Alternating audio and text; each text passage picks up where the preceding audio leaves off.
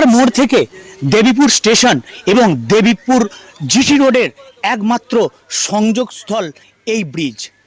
কালনা ২ নম্বর ব্লকের বৈদপুর গ্রাম পঞ্চায়েতের তালাগ্রামে গাঙুর নদীর ওপর এই ব্রিজটি দীর্ঘ প্রায় ২০ বছর যাবৎ ভগ্নদশায় পড়েছিল, যার ফলে মানুষের তথা এলাকার যে চাষির গ্রাম সেই গ্রামের মানুষেরও প্রচণ্ড অসুবিধার মধ্যে চলতে হচ্ছিল। এই ব্রিজ নতুন করে হওয়ায় প্রতিটা গ্রাম তথা ছাত্রছাত্রী থেকে রুগী সকলেরই সুবিধা হবে। ব্রিজটা ভগ্নদশায় অনেক দিনই পড়েছিল, প্রায় ৩-৪ বছর, কিন্তু কৃষি প্রধান জায়গা আমাদের এখানটা, চাষবাস আলু টালু ওদিকে স্টোরে যায়, ধান আসা যাওয়া করে, তো খুবই অসুবিধা হচ্ছিল সাধারণ মানুষের।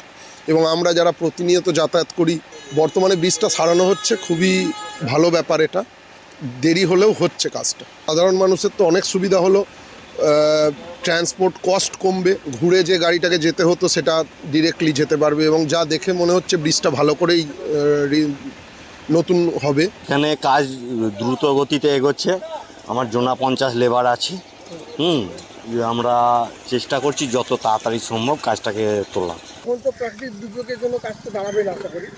দিন রাত কাজ হচ্ছে না শুধু দিনের বেলা? না, দিন রাত কাজ হচ্ছে, রাতেও কাজ হচ্ছে, দিনেও কাজ হচ্ছে। তা এই ব্রিজ হওয়াতে মানে আপনাদের কি সুবিধা হবে? আমাদের তো অনেকই সুবিধা হবে, কারণ আমাদের বিশেষ করে যেহেতু আমরা চাষিবসি মানুষ, এই নদীর এপার ওপার চাষবাস করতে গেলে যানবাহন নিয়ে যাওয়ার খুব সমস্যায় ছিলাম। তো গাঙুর নদীর ওপর হচ্ছে, এটা অ্যাকচুয়ালি অনেক দিন পুরনো প্রবলেম ছিল।